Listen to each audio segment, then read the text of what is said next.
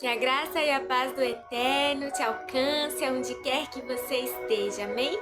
A palavra do Senhor para os nossos corações hoje é o capítulo 2 e o 4 de Esdras, onde nos conta sobre como foi a reconstrução do templo do Senhor, templo destruído pelo Império Babilônico, quando o Senhor trouxe o rei Nabucodonosor para punir o seu povo que estava totalmente afastado da sua presença, inclinado para todo tipo de maldade, de idolatria, e ele já havia mandado inúmeros profetas pedindo para que eles voltassem atrás, porque eles estavam indo para o caminho da ruína, né? Não só no caminho da ruína, porque Deus simplesmente iria castigá-los, mas porque tudo que nós fazemos tem consequências.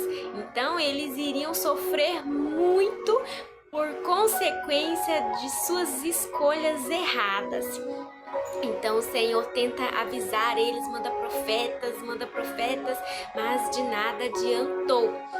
Naquele tempo o profeta falava ali com o rei e o rei obedecia e guiava o povo segundo as instruções do Senhor.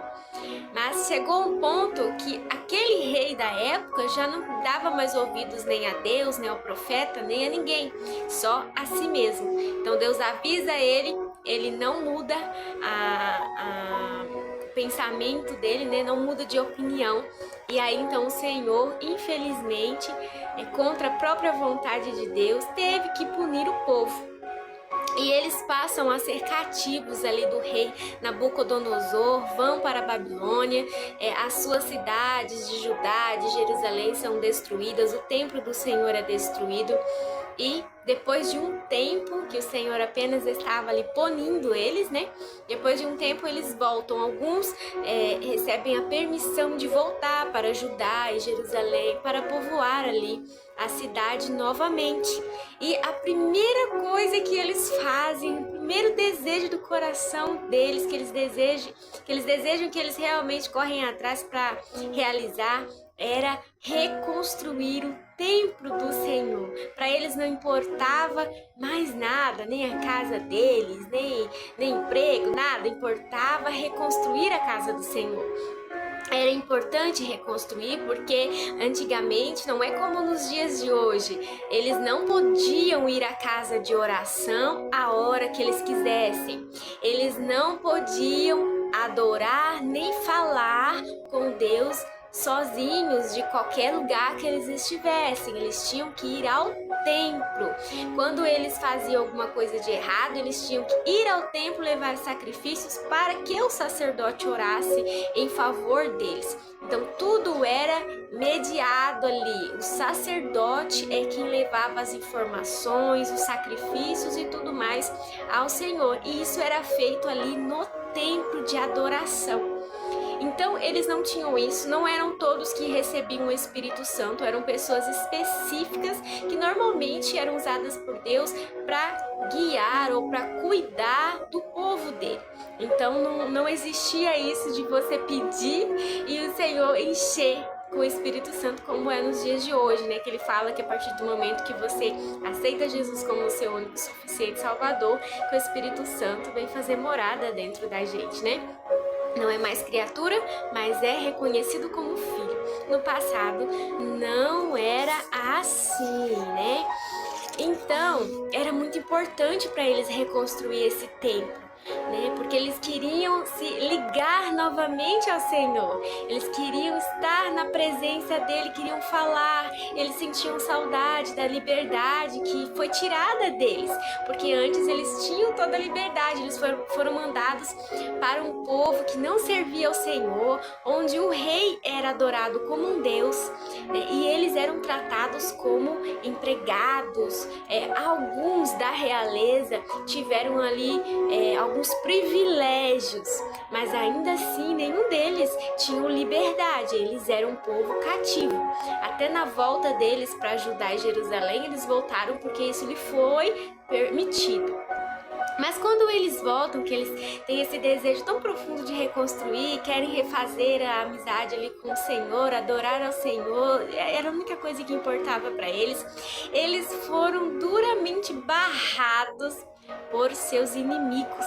Quando eles veem que eles estão se aproximando novamente do Senhor, eles falam: negativo, nós vamos fazer de tudo para impedir que eles se aproximem de Deus novamente. Por quê? Porque eles sabiam que a única coisa que dava vitória ao povo de Israel era a presença do Senhor com eles. Todas as vezes em que eles estavam aliançados com Deus, em amizade, em adoração, em união com o Senhor, eles nunca perderam nenhuma batalha. Eles eram vencedores em todas as batalhas, ao ponto do Senhor parar até o sol para eles ganharem mais tempo para poder ganhar a batalha, porque senão eles não iam conseguir. E tudo eles eram vencedores, né? Olha Moisés, quando ele precisou passar com o povo para levar para a terra prometida, o Senhor abriu o mar para eles, né? Deixou eles passar. Quando eles passou, os egípcios começaram a entrar dentro do mar, ele foi lá e jogou a água em cima deles e matou todos eles. Então o Senhor sempre dava vitória ao seu povo quando eles estavam aliançados com o Senhor, estavam em obediência e deixava Deus guiar eles. Eles sempre levavam a Arca da Aliança, que naquela época representava a presença de Deus, né? Esse era o símbolo da Arca da Aliança. Então, todas as vezes que eles levavam essa Arca da Aliança, eles eram vencedores. Ninguém podia com eles. Mas eles sabiam, os inimigos deles sabiam que quando eles estavam brigados com Deus, que eles perdiam. Não tinha... Eles podiam estar lutando de 1000 soldados contra 10 da outra tribo, mas eles perdiam e perdiam feio, porque o que fazia eles vencedores era a presença de Deus, né? Nós, sem a presença de Deus, nós não podemos nada, nós não somos nada. Mas a palavra do Senhor diz, né, que aqueles que estão aliançados com o Senhor, né, que nós somos mais do que vencedores naquele que nos fortalece, né? Ele fala, nós somos mais que vencedores naquele que nos fortalece. É Ele quem ganha as batalhas, Ele quem abre as portas, fecha as portas, usa quem Ele quiser, do jeito que Ele quiser, e Ele dá a vitória pra gente, né? Então, eles veem aquilo e eles armam tudo que é tipo de cilada para impedir que isso acontecesse, que eles se aliançassem novamente ao Senhor. Mas aí o Senhor nunca vira as costas para um filho seu.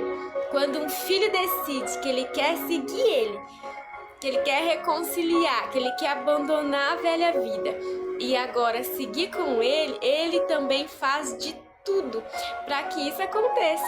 Então ele levanta ali alguns profetas, levanta outras pessoas do seu povo para poder direcionar, né, eles a reconstruir.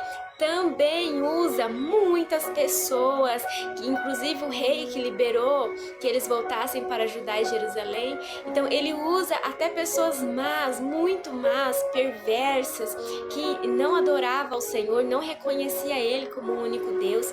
Mesmo assim ele usou pessoas todo tipo para conseguir abençoar a reconstrução do templo. E eles conseguem reconstruir o templo e estar ali novamente aliançados com o Senhor, porque o desejo do coração do Senhor é que nós nunca nos afastemos, e sempre quando nós nos afastamos, o desejo dele é sempre fazer de tudo também para que nós consigamos voltar para a presença e nunca mais sair. Amém? Que você receba essa mensagem no seu coração, entendendo que o inimigo sempre vai tentar nos afastar da presença do Senhor. Mas quando nós queremos de verdade, nós fazemos a nossa parte, o Senhor faz a parte dele também, move o que ele tiver que mover e faz surgir o que não tinha, para poder nos permitir estar aliançados para sempre na presença dele. Amém? O Eterno te ama.